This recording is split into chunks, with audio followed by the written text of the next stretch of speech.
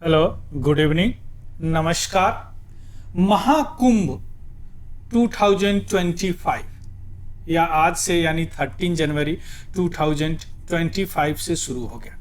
अब इसके पीछे बहुत सारे रहस्य है, बहुत सारी पौराणिक कथाएं हैं, बहुत सारा इतिहास भी है कि महाकुंभ के पीछे का क्या रहस्य है।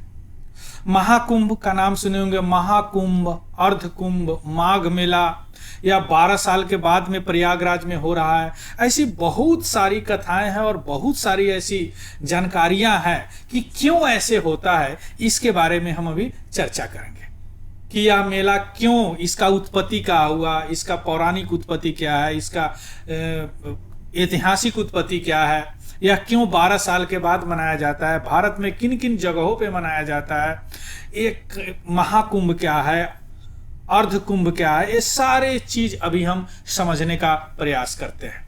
चलिए शुरू करते हैं।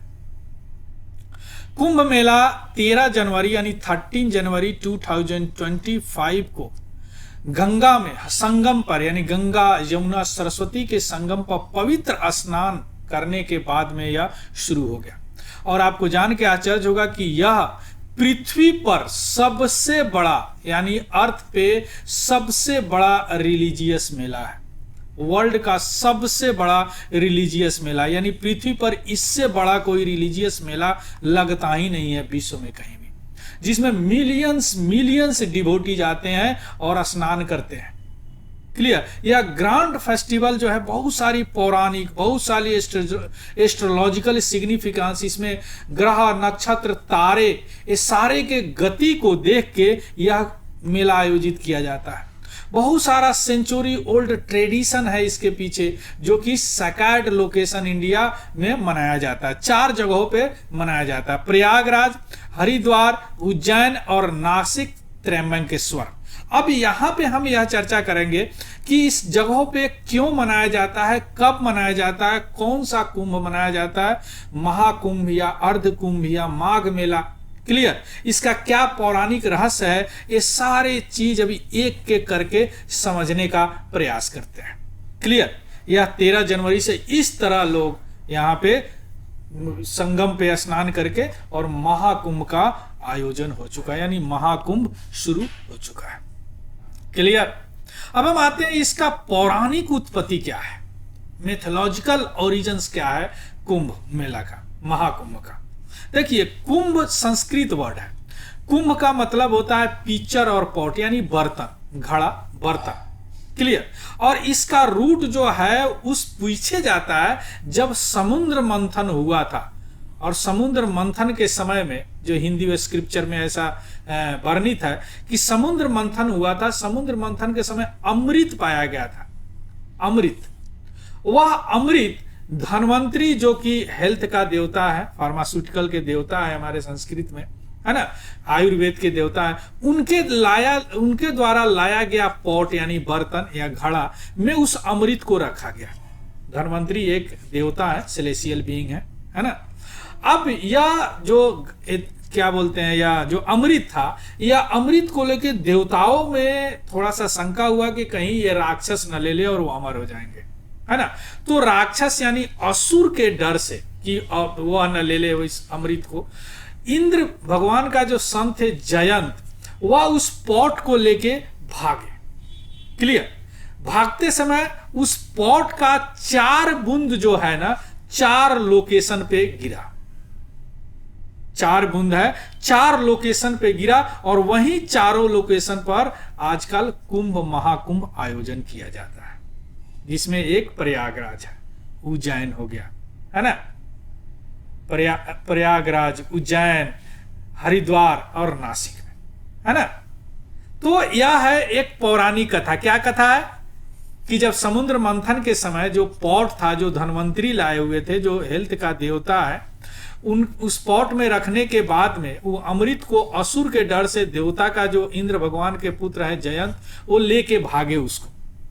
12 दिन तक भागते रहे, है ना, और वह 4 जगहों पे गिरा। इसीलिए चारों जगहों पे कुंभ और महाकुंभ आयोजित किया जाता है। यह पौराणिक उत्पत्ति है इसका, है ना। और वह 4 लोकेशन कौन कौन है, देखिए, हरिद्वार है जो कि गंगा रिवर पे है, उनके किनारे है। प्रयागराज जो गंगा, जमुना और सरस्वती, मिथिकल सरस्वती, सरस्वती है ही नहीं, विलुप्त हो गई, लेकिन सरस्वती के संगम पे है। उज्जैन जो है क्षिप्रा नदी पे है, और नासिक त्र्यंबकेश्वर जो है गोदावरी नदी पे महाराष्ट्र में है ना। तो जो 12 दिन तक भागे उस सेलेसियल 12 दिन है, यानी आदमी देवता का एक दिन जो होता है आदमी का 1 ईयर के बराबर होता है ना। हम लोग जो 1 ईयर अगर कोई काम करते हैं तो वह देवता उसको 1 डे काउंट करते हैं। तो इसीलिए 12 ह्यूमन ईयर मतलब हो गया कि 12 वर्ष, इसीलिए हर 12 वर्ष पे यह महाकुंभ आयोजित किया जाता है। आ गया समझ में क्यों 12 वर्ष पे किया जाता है? क्योंकि 12 दिन तक वो भागते रहे, उसके बाद में तो शंकर जी आए थे, उन्होंने उस अमृत को पिया था, है ना।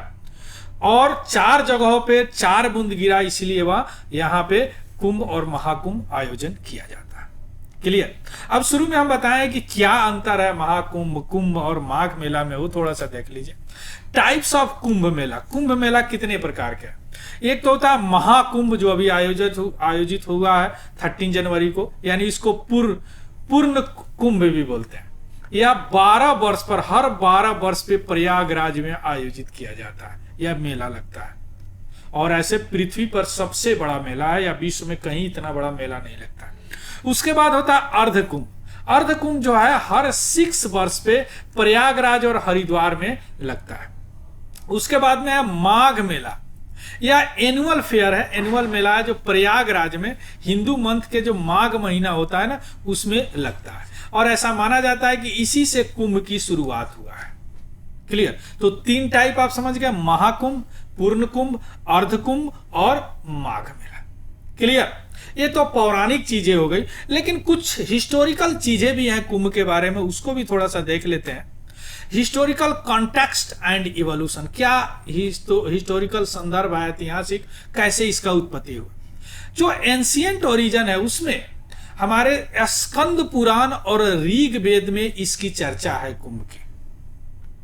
हालांकि इसका डायरेक्ट मेंशन नहीं है कुंभ मेला के, इसलिए मॉडर्न डे में अभी भी डिबेट होता है कि ऋग वेद से कुंभ नहीं निकला है या स्कंद पुराण से कुंभ नहीं निकला है।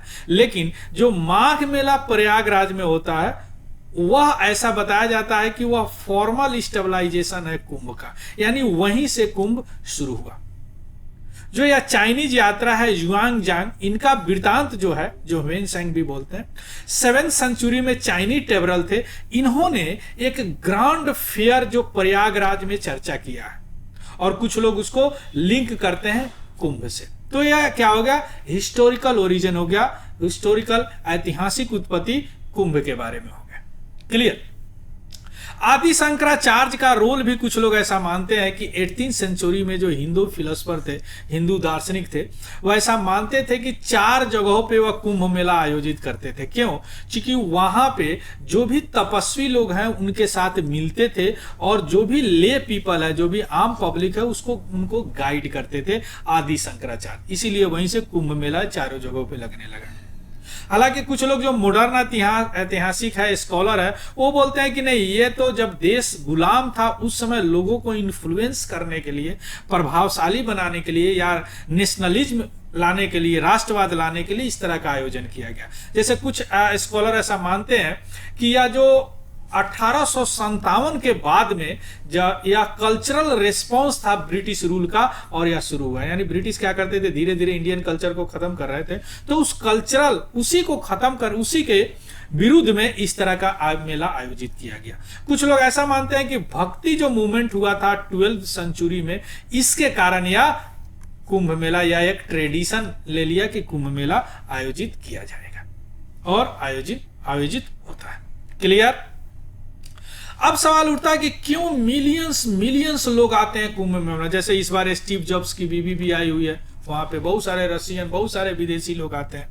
सबसे बड़ी है कि स्पिरिचुअल क्लींजिंग, यानी धार्मिक रूप से, यानी स्पिरिचुअल जो कि मानसिक रूप से, तात्विक रूप से, है ना, वह साफ होने आते हैं। जैसे यहाँ पे ऐसा बताया जाता है कि कुंभ मेला में जो संगम है, वहां पे नहाने से, एक खास ग्रह और नक्षत्र के मिलन में वहां पे स्नान करने से सारे पाप धुल जाते हैं और केवल पुण्य उनको मिलते हैं। क्लियर, एक ही भी कारण है।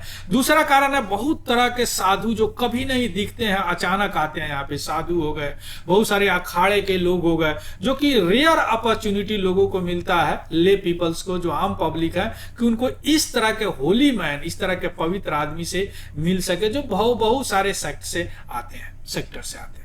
इसके अलावा एक कल्चरल और कमर्शियल हब होता है। जैसे हिस्टोरिकली यह मेला जो है, यह एक ट्रेड यानी व्यापार के लिए मार्केट पैलेस है ना। ऐसा बताया जाता है, वहां डॉक्यूमेंटेड है कि वेनेशियन क्वाइन और यूरोपियन टॉय भी उस मेले में डॉक्यूमेंटेड किया गया है, कभी बिकता था।